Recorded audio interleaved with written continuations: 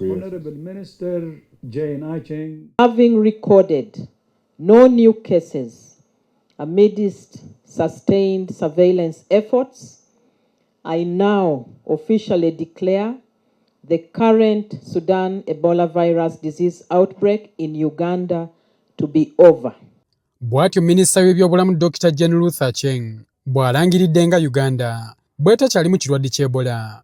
Kino kiddiridde ennaku 42 okuyitawo nga teri muntu yenna yakwatiddwa kirwadde kino okuva omulwadde wa Ebola lwe yasembayo okusibulwa mu ddwaliro ng'awonye. For this current Ebola, we had a response plan that was costed at $55 million to control the outbreak. That does not include the health workers.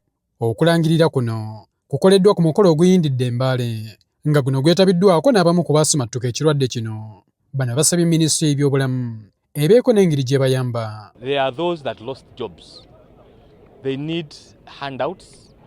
Actually, if possible, they need where they can easily earn a living rather than handouts. So kade kiddako ku side yaffe of course era kuyambako ministry mu kuba nti atuteekateeka abantu abakosebwa ekirwadde kino eky'Ebola betuyita ba survivors then n'abo abaateeberezebwa kuba nti balina ekirwadde bayite ba suspect wa contact okuba nti baddaabiriza n'okuba nti badda mu bitundu byabwe. Waliwo clinics zetukola nga tubagoberera n'okubalabirira nga buli ekijja tukikebera naye tukikebera tene tukijjanjaba. So ate abasajja bo tulina ekyeyongerako tuba advising okuba nti bakozesa condom nga buli ne bakyala bwe baba basobola babstaining naye nga batebasobodde bakozesa condoms.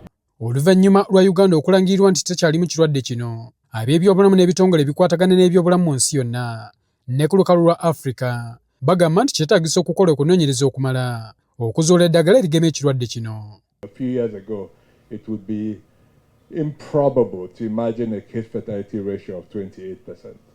But yes, despite mourning our friends and family that we've lost, we are really in a stronger place than we've ever been. Abantu babiri be baafa ekirwadde kino ekyabalukawo mu disitulikiti 7 ku abo 14 be baakizuulamu so nga abantu 10 be bajjanjabwa ne bawona.